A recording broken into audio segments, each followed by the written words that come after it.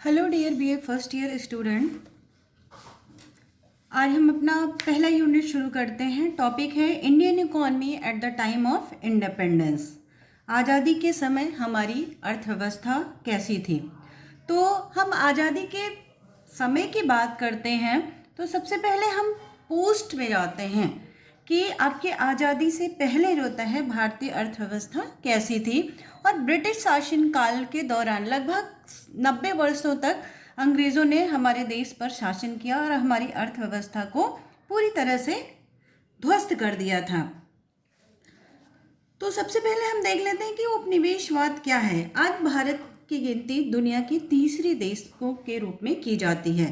तीसरी दुनिया के रूप में यानी इसका आशय क्या है कि इन देशों में प्रति व्यक्ति आय कम है, बड़े पैमाने पर गरीबी है, उद्योगों का बहुत कम विकास हुआ है, लोगों का मुख्य व्यवसाय कृषि है। जबकि आपके पाश्चात्य होता है देशों में देखा जाए, पाश्चात्य यानी जो डेवलप्ड कंट्रीज़ हैं, जैसे आपका अमेरिका है, ब्रिटेन है, फ्रांस है, वहाँ की आर्थिक स्थिति को देखा जाए तो वहाँ पे सामाजिक, धार्मिक, पूंजी, इन सभी की होता है आपकी होता है अधिकता पाई जाती है। जबकि होता है कुछ होता है आपके होता है अर्थशास्त्री, जो पाश्चात्य अर्थशास्त्री हैं, वो कहते हैं कि ब्रिटिश शासनकाल में आपके होता है भारतीय अर्थव्यवस्था बहुत डेवलप्ड हुई, उससे पहले होता है यहाँ की अर्थव्यवस्था बहुत ही बेकार थी। जैसे आपके होता है नोल्स आपके क्या हैं, ये पाश्चात्य वेस्टर्न इकोनॉमिस्ट हैं। इन्होंने कहा कि यहाँ का धर्म और सामाजिक ढांचा ही गरीबी का मुख्य कारण है। इसी तरह से आपके दूसरे इकोनॉमिस्ट वेरा एंस्टाइन, इन्होंने कहा कि जनसंख्या में अत्यधिक वृद्धि और लोगों के अनार्थिक दृष्टिकोण के कारण भारत जैसा देश आपका अल्पविकसित रहा। और यहाँ की जो ब्रिटिश गवर्नमेंट पॉलिसी थी, यानी जो ब्रिटिश राज्य की नीतियाँ थीं, वो इसके अनडेवलप्ड के लिए रिस्पॉन्सिबल नहीं है। M.L. डार्लिंग बेडेन पावेल, इन्होंने कहा कि गरीबी के लिए सिर्फ और सिर्फ अति जनसंख्या जिम्मेदार है। इसी तरह से H.J. हब्बा कुक, इन्होंने कहा कि भारत के आर्थिक पिछड़ेपन का कारण यहाँ के उद्यमी हैं, यानी यहाँ के जो उद्यमी वर्ग है उनमें निराशा की वजह से यहाँ डेवलपमेंट नहीं हो पाया है। तो ये सारे होता है विभिन्न अर्थशास्त्रियों के जो विचार हैं वो क्या बताते हैं कि भारत के ऊपर ब्रिटिश गवर्नमेंट का कोई होता है बुरा इफेक्ट इसके ऊपर नहीं पड़ा। जबकि वहीं जो हमारे इंडियन इकोनॉमिस्ट हैं, जैसे दादा भाई नेरोजी हैं, रमेश चंद्र दत्त, रजनी पाम, बीवी भट्ट, इन्होंने इस विचारधारा का खंडन किया। इन्होंने कहा कि पूरी से पूरी तरह से होता है सिर्फ और सिर्फ होता है आपकी ब्रिटिश गवर्नमेंट ही हमारी आर्थिक पिछड़ेपन के लिए जिम्मेदार है। यानी पूरी होता है शोषण जो होता है वह आपके ब्रिटिश शासन काल के दौरान हुआ है। यानी बहुत थोड़े विद्वान पश्चिमी देशों के द्वारा किए गए शोषण का होता है भारतीय इतिहास में उल्लेख है। यानी जो पश्चिम के आर्थिक इतिहासकार हैं वो उपनिवेशवाद के बारे में कुछ भी नहीं कहते हैं। अगर वो उपनिवेशवाद के बारे में बोलेंगे तो उनकी वास्तविक स्थिति होता है हम लोग के सामने आएगी। ये सिर्फ होता है ये तर्क देते हैं कि इन देशों में अगर यूरोप के लोग नहीं आए होते तो ये देश आपका अविकसित और पिछड़ा हुआ होता, जबकि ये आपका सरासर गलत है। भारतीय अर्थव्यवस्था आपके ब्रिटिश शासनकाल से पूर्व काफ़ी समृद्ध अर्थव्यवस्था थी, जिसको हम आगे एक्सप्लेन करेंगे। तो सबसे पहले हम जो होता है एक इसमें टर्म्स आता है कॉलोनियल यानी उपनिवेशवाद। ये आपका होता है उपनिवेशवाद क्या है। उपनिवेशवाद को अगर देखा जाए तो दो देशों के बीच राजनीतिक एवं सामाजिक संबंधों की एक ऐसी व्यवस्था है जिसमें क्या होता है एक देश शासक और दूसरा देश शासित होता है। शासक देश शासक देश इसमें कौन हुआ? शासक देश आपका ब्रिटेन हुआ। और शासित देश कौन हुआ? भारत हुआ। तो शासक देश का अपने देश पर राजनीतिक प्रभुत्व तो होता ही है और साथ ही साथ वो उसकी व्यवस्था के संचालन के बारे में भी निर्णय लेता है। तो ऐसी स्थिति में जो आपके अधीन देश होते हैं, अधीन देश के लोग अपने संसाधनों के इस्तेमाल, कृषि उद्योग के विकास और दूसरे होता है बहुत सारे आर्थिक मामलों में कोई स्वतंत्र निर्णय नहीं ले पाते हैं। और इससे होता है क्या होता है, जो आपका अधीनस्थ देश होता है, अधीनस्थ देश से आता है जो आपका गुलाम देश होता है, वहाँ की अर्थव्यवस्था और भी होता है पिछड़ जाती है। अगर देखा जाए तो भारत आपका होता है क्या था, एक पूरा होता है देश विभिन्न होता है रियाया यानी रियासतों में बटा हुआ था। और आपके जो ब्रिटिश शासन में यहाँ पे आए तो उस समय होता है जो विभिन्न होता है रियायतदार थे या रियासत के मालिक थे, जो वहाँ के राजा थे, उनमें आपस में होता है कन्फ्लिक्ट था। उसमें सब होता है एक दूसरे की रियासत पर कब्जा करना चाहते थे और अंग्रेजों ने होता है यहाँ के लोगों के होता है चरित्र को भली भांति होता है उसका अध्ययन किया और उन्होंने जो होता है ये पूरी तरह से इसके होता है इंडियन जो होता है लोगों के मानसिकता, लोगों की विचारधारा का जो होता है एनालिसिस किया। उसके बाद वो इस निष्कर्ष पर पहुँचे कि अगर जो होता है हम यहाँ पे फूट डालो और राज्य करो, यानी एक रियासत को दूसरे रियासत के खिलाफ भड़काकर अपनी कुछ जो होता है सेवाओं को, कुछ सैन्य टुकड़ियों को दे करके होता है हम आसानी से होता है भारत पर कब्जा कर सकते हैं। तो इससे होता है इसकी जो आर्थिक समृद्धता है उस पर होता है हमारा शासन हो जाएगा। और उन्होंने होता है आपके होता है ब्रिटिशर्स ने होता है इसी नीति को भारत में फॉलो किया। अगर हम होता है औपनिवेशिक अर्थव्यवस्था के फीचर्स को देखते हैं तो देखा जाए तो भारतीय अर्थव्यवस्था आपके एशिया, अफ्रीका, लैटिन अमेरिका की औपनिवेशिक अर्थव्यवस्थाओं पर अगर हम विचार करें तो आपके होता है ब्रिटिश शासन भारत में क्यों आए। एक तो सबसे पहला जो होता है कारण था भारत कच्चे माल और खाद्य के स्रोत के रूप में उन्होंने देखा, sources of raw materials and food, यानी शासक देशों ने जानबूझकर होता है इसे खाद्य स्रोत के रूप में इस्तेमाल किया क्योंकि भारत जो होता है उन्हें एक बहुत बड़ा हब, एक बहुत बड़े मार्केट के रूप में देखा कि अगर हम जो होता है अपने यहाँ के होता है उत्पाद को लाकर यहाँ पर बेचें तो हमारी मार्केटिंग जो होता है बहुत अच्छी होगी, हमको जो होता है बहुत ज़्यादा फायदा होगा। तो उन्होंने क्या किया कि धीरे धीरे भारतीय उद्योग धंधों को नष्ट करना शुरू कर दिया और अपने होता है यहाँ के तैयार माल को भारत बाजारों में बेचना शुरू कर दिया। तो इसके लिए इन्होंने क्या किया कि इन्होंने भारत को होता है एक विनिर्मित क्षेत्र के रूप में न डेवलप करके बल्कि होता है एक आपके होता है फूड मटेरियल सोर्स के रूप में इसे डेवलप किया, यानी खाद्य स्रोत के रूप में भारत का इस्तेमाल किया और विनिर्माण उद्योगों की तुलना में इनके उत्पादन में फायदा कम था। यानी जो आपका अधीन देश था वहाँ पर यानी भारत में कपास, पटसन, रबर इन सब के होते हैं खाद्यान्न प्राथमिक चीज़ों के उत्पादक बनकर ही भारत आपका रह गया।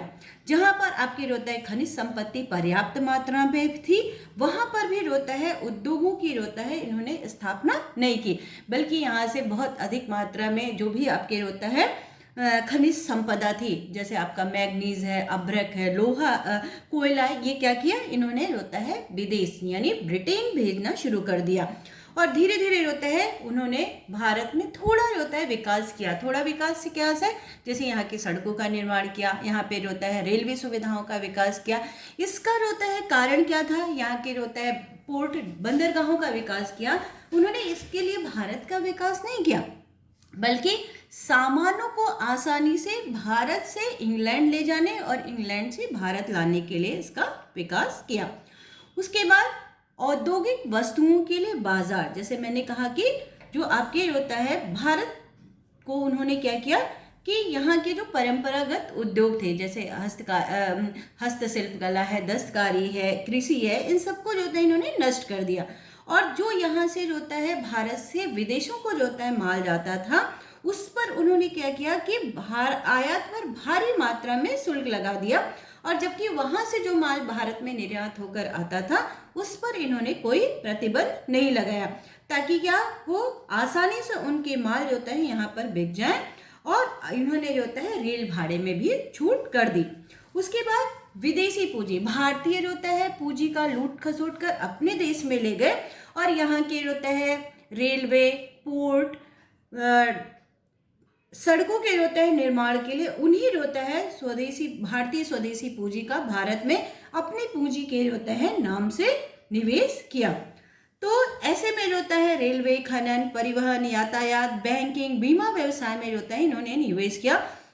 और कुछ भारी जो होता है उद्योग जो भारत में जो होता है निर्मित किए गए। इसका कारण क्या था कि उनके जो होता है रॉ मटेरियल्स थे जो बहुत हैवी थे और उनकी जो होता है वैल्यू, मूल्य भी जो होता है कम था। जैसे आपका जूट उद्योग, तो उसको उन्होंने भारत में ही डेवलप किया क्योंकि इसके रॉ मटेरियल्स ले जाना थोड़ा कॉस्टली था।